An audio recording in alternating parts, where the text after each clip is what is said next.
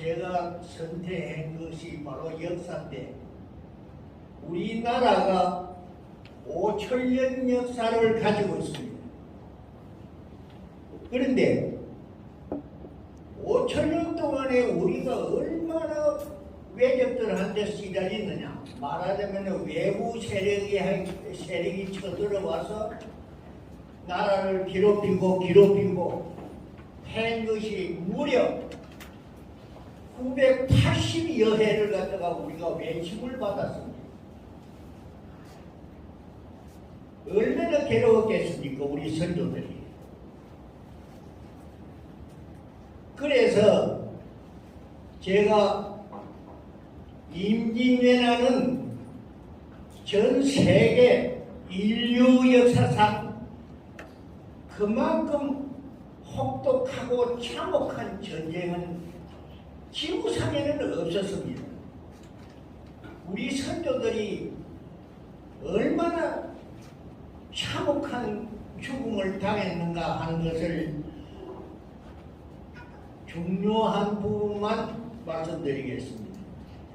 7년 임진 전쟁이 한마디로 여기서 말씀을 다 드릴 수가 없고 중요한 부분만 말씀드리도록 하겠습니다. 먼저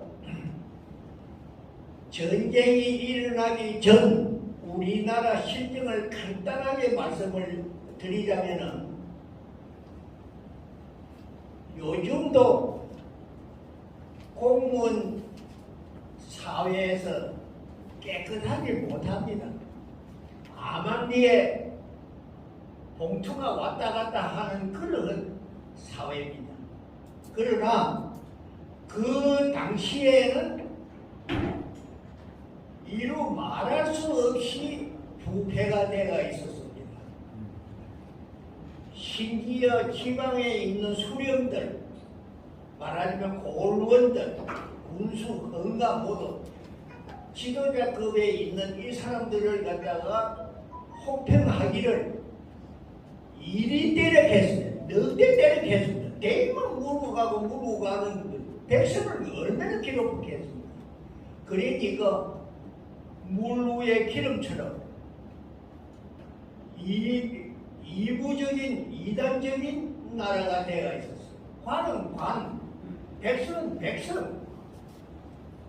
관에서 부역하러 오느라 이렇게만 까불이 들고 산에 나무하러 가고, 공무원 그 말 듣지도 않은 그런 사회였습니다. 그런데 이율곡 선생 아시지요?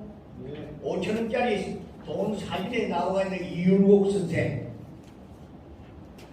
임진왜란이 일어나기 10년 전에 이율곡 선생이 어떤 얘기를 했냐 하면, 서해 유성룡이라고 하면 저 경북 하해 사람입니다. 안동 밑에 하해 사람입니다. 유성룡을 찾아가가지고 왜 유성룡이 한테 가냐? 유성룡이가 실권입니다. 남인이니까 실권에 있었어요. 요새 말하자면 인사 담당, 중앙에 총무처장은 인사 담당 아마 그 정도 될 것입니다. 율곡이 뭐라고 그랬는 게 아니라, 내금이 소속으로 있는 이순신을 지금 마오간에서 청소하고 말도 키우고 있었는데, 이 사람을 무가에다가 급제를 좀 시켜줘야 된다 했습니다. 왜 그러냐? 장차에 나라를 구해낼 인물이 될 사람이니 꼭 부탁한다 했습니다. 그래서 유순영이가 율곡이 처음으로 부탁을 하니까 시킬 수 없고, 그래가지고 무가에 급제를 해가지고 두만강, 만주 저쪽 북쪽에 두만강 유역에 여진족이 쳐들어 오는데 방어하는데 거기다가 배치를 해서 무해를 익히도록 했습니다. 그리고 나서 2년이 있다가 우리가 아무리 생각을 해도 외놈이 쳐들어올 것 같은 병화가 있을 것 같으니 10만의 군사를 양성을 지금부터 시작을 해야 된다는 것입니다. 전혀 이 맥이 들지를 않아요. 양식도 부족한데, 성령이 지고 양식도 부족한데 10만 명의 군사를 양성한다 하는 것은 이거는 말이 아니다. 외놈이 설사 쳐들어온다 손치더라도 섬나라 그거는 빌기 아니다. 그래서 묵살되는가 했더니 임진왜란이 일어나기 2년 전에 율곡이 죽습니다. 나이 49살에 이율곡 선생이 세상을 떠나는데 2년 전입니다. 죽으면서 뭐라고 그러는 게 아니라 소인배 같으면은 유서를 남기면서 내 재산 누구 아들한테 누구 얼마 줘라 이런 소리는 할텐데 유언을 지금 10만 정병을 하지 아니하면은 후회를 할 것이다. 낭패를 볼 것이다. 군인을 양성해서 병화를 막아야 된다. 그런 얘기를 해도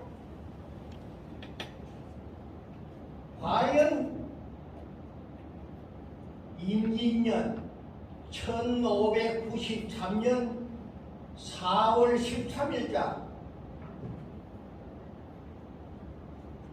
일본군 15만 8,700명이 부산에 진격을 해왔습니다.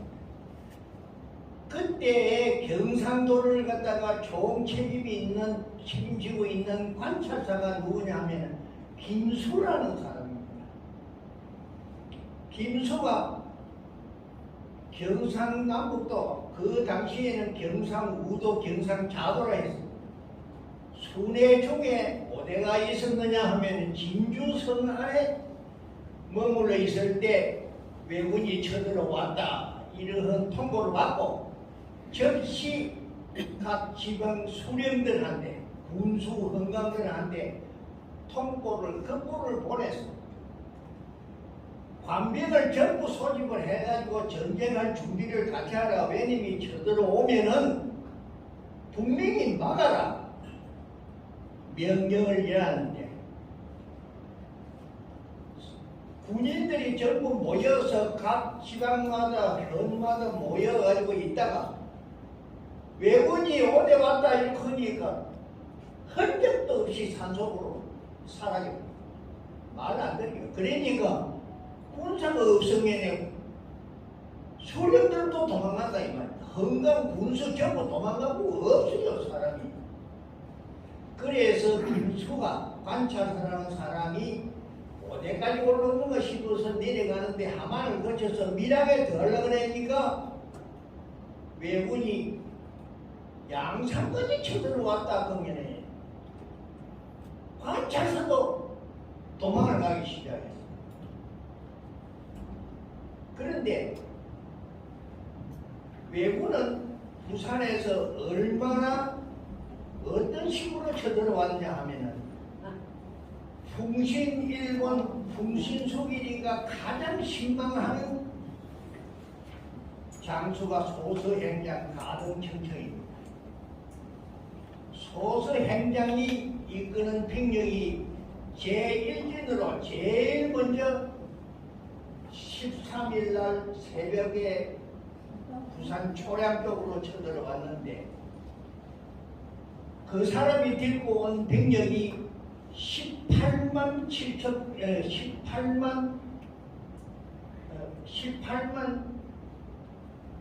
8,700명을 제일 먼저 이끌고 들어왔습니다.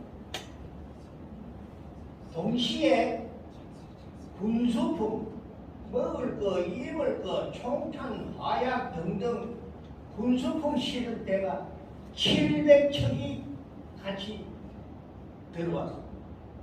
그리고 난 뒤에 바로 이진이 가등청천이가 이끄는 병력 22,700명이 또 따라 들어왔습니다. 계속해서 3, 4, 5, 6, 7번 부대가 계속해서 따라서 들어왔던 것입니다.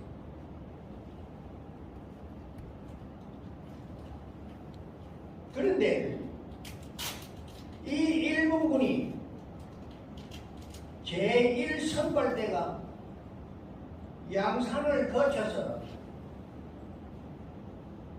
창녕을 거쳐서 대구를 거쳐서 충청도를 거쳐서 한양, 서울, 남대문까지 도착을 했습니다. 제2진 가등청천이가 이끄는 군사는 동쪽으로 울산으로 경주로 저리 올라가가지고 동대문으로 진격했습니다. 그 날짜가 한양에 도착해서 서울은 탕탕 비가 있으면 임금은 도망갔고 5월 2일자로 일본군이 남대문, 동대문으로 장악해서 한양을 완전히 5월 2일자로 서울을 다 뺏겼습니다. 그러면은 임금은 어디로 도망가냐 하면은 충청도까지 왜군이 올라온다 그러니까 샘혼이 나가지고 밤새도록 보따리 싸가지고 도망을 가는데 4월 30일 새벽에 떠나야 되니까 안 떠나면 얘놈한테 잡힐 것입니까? 하필이면은 소낙비가 얼마나 쏟아지는지 그 30일 날 새벽부터는 하루 종일 비가 엄청나게 쏟아졌어요. 그 비를 맞고 내금이 소속 호위병하고 상궁들 하고 100여 명이 도망을 가기 시작했습니다. 어디까지 갔냐 하면은 개성을 거쳐서 평양을 거쳐서 연변을 거쳐서 어주까지 올라가고 있습니다. 여주가 어딘지 잘 모르실 겁니다. 압록강 바로 언덕 옆입니다. 왜냐면 여기까지 쳐들어오면 중국으로 건너가 보려고 압록강만 건너보면 중국이니까 중국 땅이니까 거기까지 올라갔지. 얼마가 걸리느냐면 7월 초니까 2달 만에 신의시고 압록강까지 도망갈 거예요. 그때 조정에서는 언제 우리도 죽었다 그래가지고 명나라에 지원 요청을 해라 이래가지고 사신을 보내가 지원 요청을 하게 됩니다. 그 한쪽에서는 어떤 일이 또 벌어지느냐 하면 가등청천이라는 사람은 이미 한경도를 거쳐서 두만강에 다다르니까 우리 아군이 여진족을 지키기 위해서 3,000명이 진을 치고 있는데 이 우리 아군 3,000명이 일본군에 합세가 돼가지고 만주를 쳐들어 올라갔어. 만주까지 일본군이 들어가서 13개 성을 빼들었습니다. 만주까지 갔습니다. 명나라가 얼마나 놀랬겠습니까? 황제가 말할 수 없이 놀랐어요. 그래서 이여송 장군을 시켜서 14만의 대병력을 조선에 지원해서 일본놈을 막아라 이렇게 했어요. 그래서 지원이 넘어오게 됐습니다. 그런 차제에 서울에서는 1592년 8월 8일 날입니다. 8월 8일 날. 이 날이 무슨 날이냐면 전국의 외놈이 진격했던 수장들, 말하자면 지휘관들, 외놈 지휘관을 갖다가 한양에다가 전부 불러 모았습니다. 회의를 하게 됩니다. 그것을 일명 한성회의라고 합니다. 한성회의. 8월 8일 날입니다. 임진왜란이 일어나고 4개월 만입니다. 넉 달 만에 중요 지휘관 회의가 열린 것입니다. 그것이 한성회의입니다. 이 회의가 왜 제가 두 번, 세 번 반복하느냐 하면 굉장한 중요한 회의입니다. 임진왜란이 이기느냐 지느냐 갈림길에 놓인 회의입니다. 그 회의 내용이 대충 간추리 보면은 이렇습니다. 군수품을 운반하는데 부산서 서울 평양까지 군수품을 운반하는데 거리가 천리, 서울이 천리요, 평양이 1700리, 700리니까 1700리 길을 군수품을 운반해야 되는데 낙동강 700리에는 배로 싣고 가니까 큰 부담이 없었는데 낙동강을 이용하지 아니하고 산으로 군수품을 옮기려고 하면은 엄청나게 어려웁니다. 이놈의 산이 도로가 TV가 있으면은 부루마를 싣고 쫙 가면 되는데 언덕을 넘어서 고개를 넘어서 물을 건너서 산길을 바위 밑으로 해서 이렇게 가려면 부루마 댕길 길이 없었어요. 그 당시에. 그러니까 말등에다가 얹어서 댕길 수밖에 없다 이 말입니다.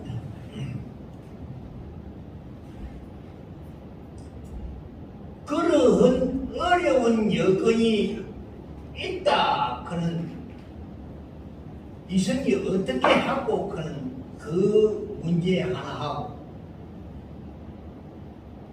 이미 정리를 해놨는데 정치를 할 사람이 없다는 거죠.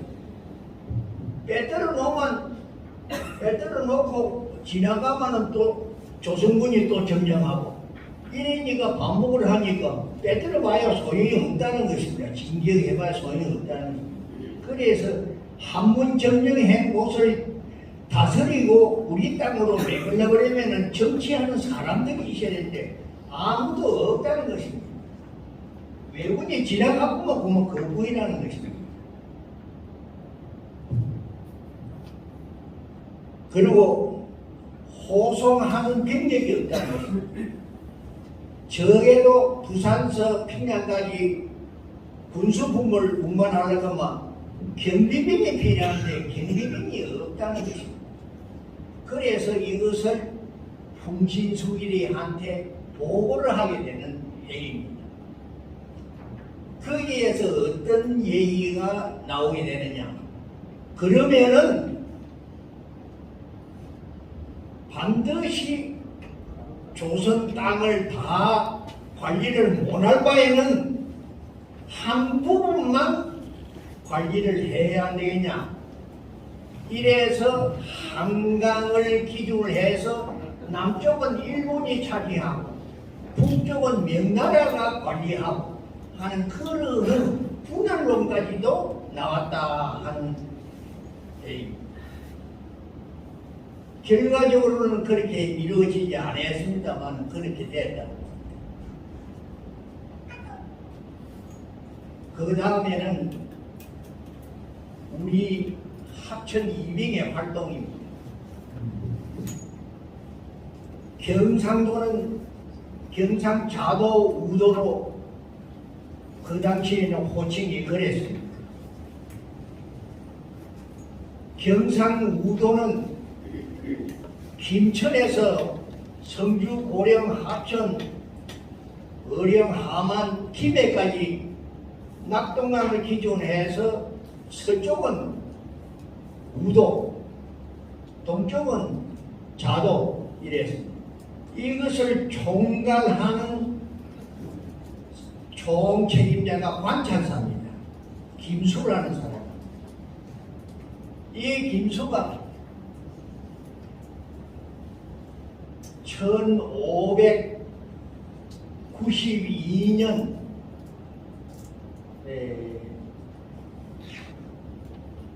4월 19일 날 총회를 거쳐서 합천서 두고 잡니다. 그 사람이 움직이는 데는, 관찰사가 움직이는 데는 2,000명의 호위병이 따라다닙니다. 경비병이 2,000명을 딛고 다닙니다. 총회를 거쳐서 합쳐서 자는데 20일 날 새벽에 일찍 정인홍 선생이 찾아갑니다. 가야에 있는 정인홍 선생이 찾아갑니다. 지금 왜군이 이렇게 진격하고 있는 이 마당에 관찰사가 군을 모아가지고 전쟁을 갖다가 하고 방어를 해야 되는데 왜 도망을 가느냐? 싸울 사람이 없는데 내가 어떻게 싸우겠냐? 나는 싸울 의사가 없다. 이것을 확인을 하고 그 길로 내암 정인홍 선생이 이병을 일으켜야 되겠다. 작심을 하고 가야에 들어가서 남명 선생 밑에서 배운 동문하고 자기 밑에서 배운 제자하고 전부 통문을 냈습니다. 그 경문이 내용 중에 가장 핵심 내용은 글자 넉 자입니다. 간충보구 글자 넉 자. 그 통지서의 핵심 내용이 간충보구하다는 것입니다. 이 말이 무슨 말이고 하니?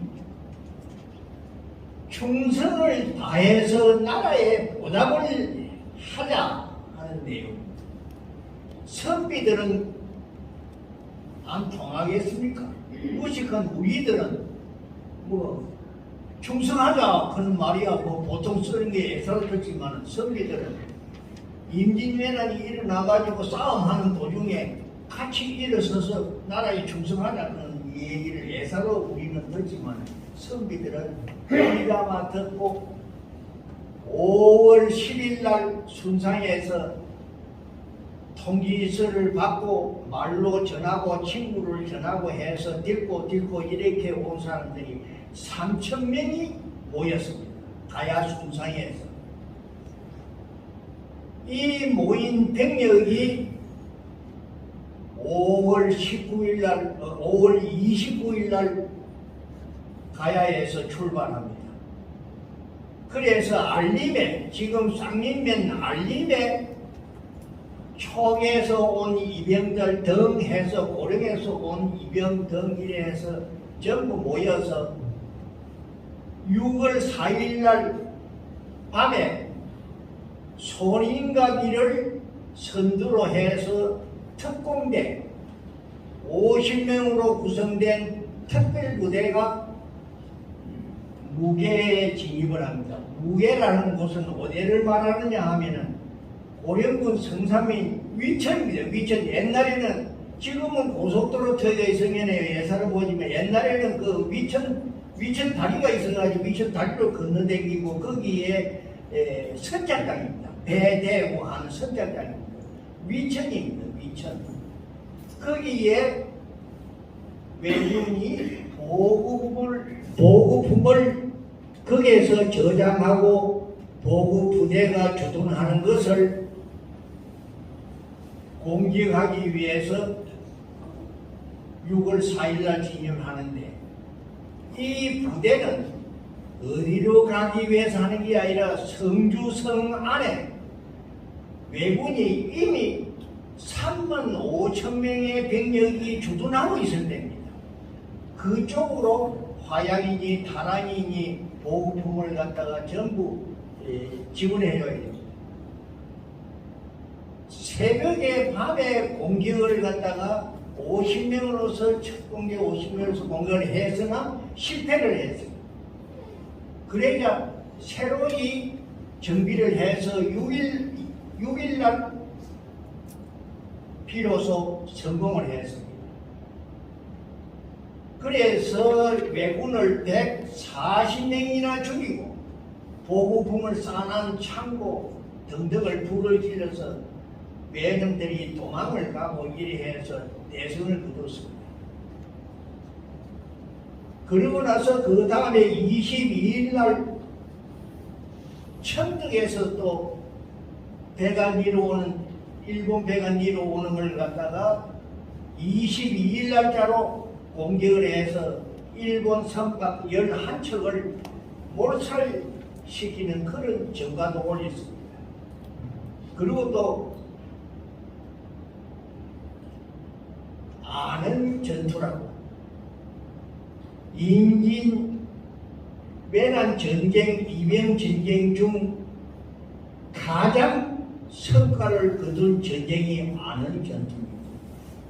아는역 전투가 어디냐 하면 지금 성주군 용암면 내암 정인홍이 이끄는 단독병사 2,800명을 가지고 성주성으로 보급을 갖다 전달하는 보급부대가 말소에다가 152에다가 전리품을 싣고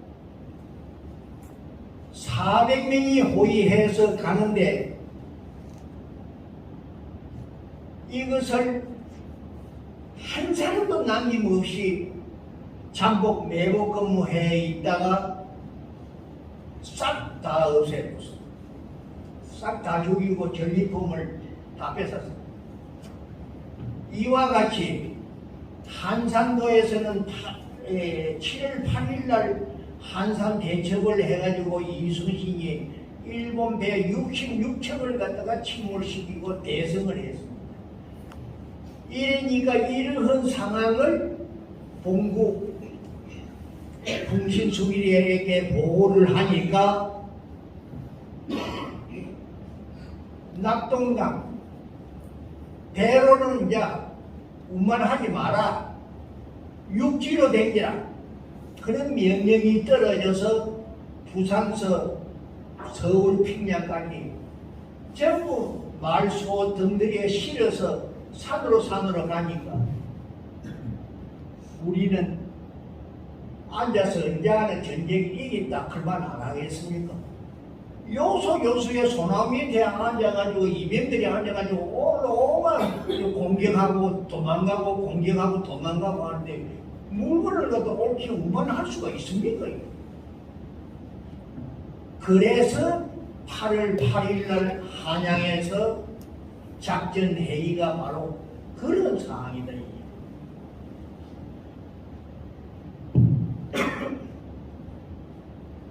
그리고 전황을 이렇게 보면은 진주전에서 일본군 10만 명이 진주성으로 쳐들어왔습니다. 이것이 언제냐 하면 1593년 6월 5일입니다. 사흘 동안에 성 안에 있는 병사가 7,000명이나 성 안에 있었습니다. 성 밖에 있는 시민이 6만 명이나 대기하고 있었습니다. 일본군 약 10만 명이 둘러싸가지고 살육작전을 벌이는데 총 우리가 얼마가 죽었느냐 하면은 이병 지원 간 사람들까지 7만 명이 죽었습니다. 7만 명. 그 당시에 진주 시민이 7만이 됩니까? 사방에서 전부 다 지원 가고 한 사람들까지 전부 다 죽었습니다. 그런 참혹한 전쟁이 있었고, 남원 성 안에 있는 사람이 3,000명밖에 없었는데 8월 16날 달은 밝은데 초저녁부터 시작해서 이튿날 새벽까지 달이 환하니까 모조리 싹 다 죽여버렸습니다. 한 사람도 남김없이 다 죽였습니다. 그것이 일본 풍신수기리의 사당 옆에 코무덤이라 하는 말 들었어요. 코무덤 안에 코가 몇 개가 묻혔나 하면 44,000개가 묻혔어요. 44,000명이 거기에 묻힌다 이렇게 보면 됩니다. 코를 베어가는데 사는 사람이 어디 있겠습니까? 죽이놓고 코를 베어. 그러면은 왜 코를 베어갔나 하면은 처음에는 귀를 잘라갔는데 풍신수기리가 한 소리가 귀를 잘라가면 한 사람이 귀가 두 개씩 되는데 며칠이 죽이는 거 알 수가 있나? 코를 잘라라. 이래가지고 코를 자르는데 귀를 잘라간 사람은 얼마가 되는지 기록자체도 없어요.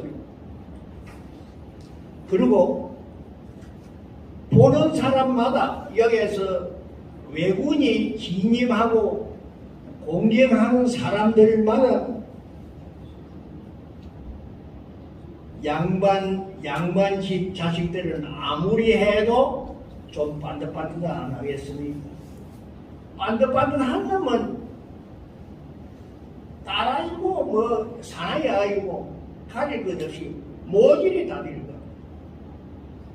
그리고 또 도공 그릇 만드는 기술자들 싹 다 빌거. 그래서 납치해 간 사람들이 기록에는 보지를 못했습니다만 추측에 대충 소문에 한 20만 명 정도가 포로로 끌려가지 않나 이렇게 추측을 한번 해보는 겁니다. 오죽하면은 쓸만한 사람 쓰고 난 게 남는다 이 말입니다. 이걸 노예로 파는데 세계에서 노예를 파는데 노예 시장이 너무 노예가 많은 게 헐탕이 말입니다. 우리 할매들이 거기에서 일본에 포로로 잡혀가서 저 세계 곳곳에 팔려가는데 한 해 앞에 쌀 두 말 값으로 좀 팔려갔어요. 쌀 두 말 값으로 팔려갔다는 얘기가 있습니다. 노예값이 얼마나 걸었길래. 그러한 참혹한 전쟁을 우리가 겪고 오늘날 우리가 번영을 이루고 옵니다.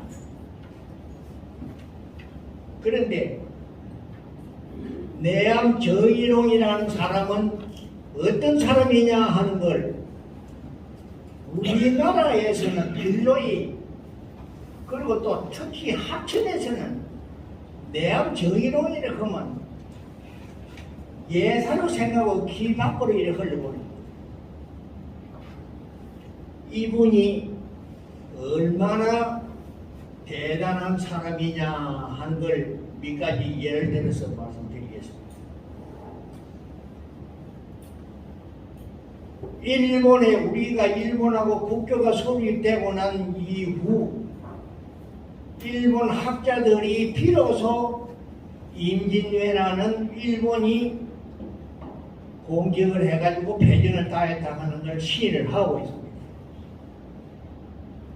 조선사를 연구하는 관정정시라 하는 학자는 내암 정인호에 대해서 논문을 쓰고 난 뒤에 평생 동안 이병에 대한 연구를 하고 있다 그런 말을 하고 있습니다. 이 일본 학자의 말에 의하면 내암 정인홍 선생의 그 행적은 조선을 이분화가 되어 있는 나누어져가 있는 이분화가 되어 있는 민족을 하나로 묶는데 대성공을 했고 발전시키는데 크게 기여했다. 이렇게 평가를 하고 있습니다. 그런데 우리나라의 역사학자 신채호라 하는 사람은 유명한 사람입니다. 신채호는 정인홍 선생을 우리나라의 3대 거린이라고 합니다. 고구려 을지문덕, 이순신, 내암 정인홍 이래 해서 우리나라를 구해낸 거린이다. 이렇게 평가를 하고 있습니다. 그리고 이뿐만 아니라 내암 정인홍은 학자이기에 앞서 내암의 사상이라 하는 것은 보통 이 학자들이 행하는 글만 달달 읽는 이런 학자가 아니라 세상을 다스릴 줄 아는 학자다. 세상을 다스릴 줄 아는 학자다. 이렇게 평가를 하는 것입니다. 그래서 그러한 학자가 우리나라에서 누구누구가 있느냐? 이시조선을 창건할 때에 결정적인 역할을 한 정도전 선생, 이율복 선생, 내암 정인홍 선생, 이렇게 세 분을 꼽고 있다 이 말입니다. 그러한 대단한 분이라 하는 것을 말씀드리고, 우리 합천의 표상은 누가 뭐니 해도 내암 정인홍이, 그 정인홍 사상이 우리 합천인의 표상이 되어야 된다 그런 말씀을 드립니다. 제가 말씀드리는 대충 임난사가 이러한 전쟁이었다 그런 걸 대충 말씀을 했습니다. 이해가 하실런지 모르지만 저는 입담도 없고 나이가 90인데 뭘 알겠습니까? 알았던 것도 잊어버리고 그런데 이해해 주시기 바라겠습니다. 그리고 여러분들도 이제 곧 지금 현재 노인 회원입니다. 미국의 속담에 이런 말이 있습니다. 젊은 사람은 아름답다. 젊은 사람들이 얼마나 아름답습니까? 그러나 나이 든 사람은 더 아름답다. 이렇게 얘기해요. 우리나라에서는 안동에 가면 양만 사는 곳 아닙니까? 내가 안동에 한번 가니까 어떤 얘기를 누가 하느냐 하면 노합출주다. 나이 든 사람은 노합출주니 크게 맞는 대가를 해야 된다 그런 얘기를 하고, 나는 처음에 무슨 말인지 몰랐어요. 노합출주. 늙은 조개가 보석 진주알을 넘는다는 뜻입니다. 노합출주라는 이 늙은 조개라 나야 진주구슬을 놓는다는, 보석을 놓는다는 것입니다. 그 말을 가만히 생각해보니까 옛말에 우리가 어른들한테 들은 말이지만은 호자는 밥상머리에서 호자가 난다 그런 얘기를 다 듣고 아실 겁니다. 방문미선 손자를 앞에 앉혀놓고 이래라 저래라 이래라 저래라 네가 이놈 인사가 그래 해야 되나 하는 이런 식으로 이렇게 했다 이 말입니다.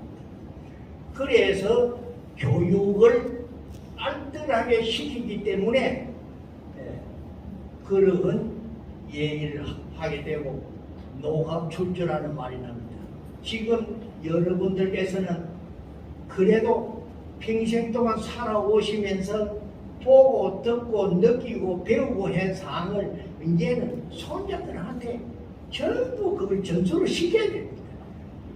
그것이 노합출주라 그런 말인 줄 그래 알았습니다. 장시간 동안 경청해 주셔서 대단히 고맙습니다. 그리고 여러 가지 말씀드릴 게 있지만 시간도 다 되고 해서 여러분 건강 유의해 주시기를 바라겠습니다. 건강하십시오.